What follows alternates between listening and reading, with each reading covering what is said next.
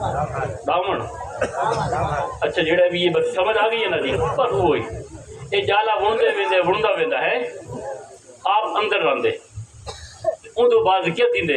اندر one کے ہن نکل سکتا نہیں تھی مر ویندا جی موت اون دے وچ وہ اتنا غرق تھی وینجے جالا وندے ویندا اندر آگ ون کے ہن نکل نہیں سکتا مر ویندے بندے دنیا وچ اتنا غرق نہ تھی توجہ فرمو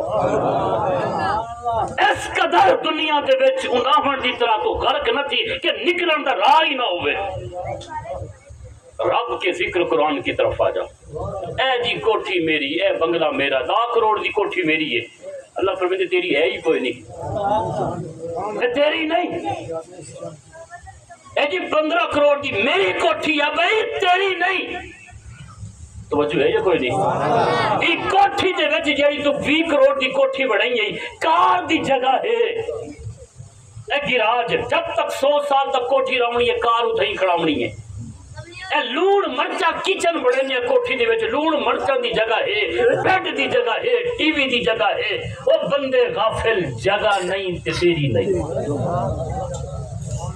3 بجے ابے تے انتقال تھی گئے جس وچ روح نکل گئی ہے 2 پتراں دی آپس لڑائی ہے ایک آدھے کل 10 بجے جنازہ بھی آدھے کون رکھے ساری رات دبو اشاد آباد بابے کو دیا گیا کون کرے انتظار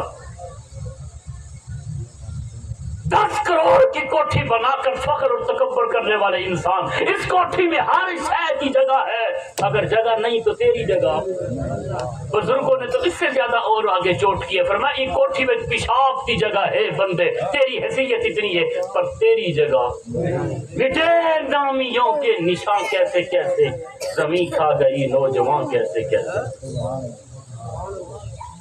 تو جو ہے یہ کون ہے قرآن مجید قرآن رشید کی جو آیت کریمہ میں نے آپ حضرات کے سامنے تلاوت کی میرے پاس منٹ ہیں ابھی 14 تو انشاءاللہ مختصر یہی میں آپ کے سامنے تشریح کر سکوں گا قرآن مجید قرآن رشید میں اللہ ارشاد فرماتا ہے یوم لا ینفع مال ولا بنون الا من اتى اللہ بقلب سلیم تذکرہ ہو رہا ہے قیامت کا پھر میں قیامت کے دن نہ تیرا مال تجھے نفع دے گا نہ تیری اولاد تجھے نفع دے گی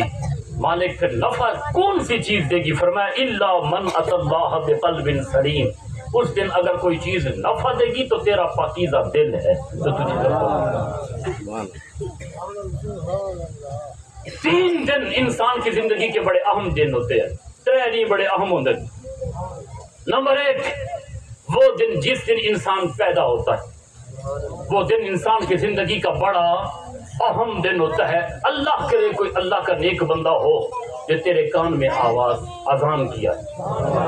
حضور فرماتے جب بچہ پیدا ہوتا ہے سب سے پہلے اس کے کانوں میں جو آواز ٹکرائے وہ اللہ اکبر کی آواز ہو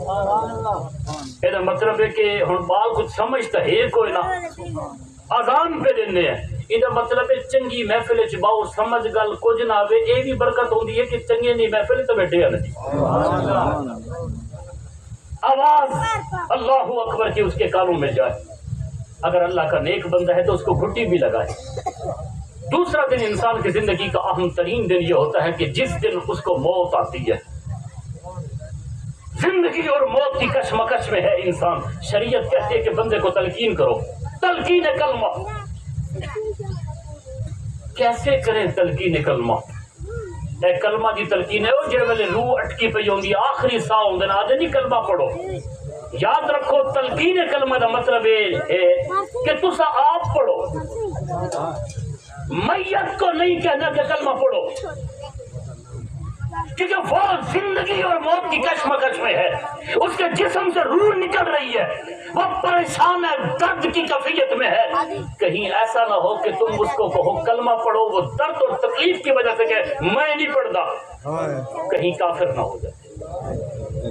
ساری شریعت کا مزاج ہے جے ایسا کر شریعت کو سمجھو تھا ایک آدمی پریشان ہے ان کو اچانک کی کوئی تکلیف ہوئی ہے نقصان تھی یہ ہوں 1 لاکھ روپیہ چاہو گے تو بیچارے کو یکدم صدمہ سے پریشان بیٹھے دیا یا کوئی فوت کی ہو گئی ہے پریشان ہے تو سب بند کے اوپر یہ جگہ چلو اٹھی نماز پڑھن چلو نہیں وہ غصے بیچے وہ غم بیچے تو بچو ہے یہ کوئی نہیں اور تکلیف ہے چھے اور چلو اٹھی نماز پڑھنے دلو تو لے کے چلو چل تو صاحب پڑھو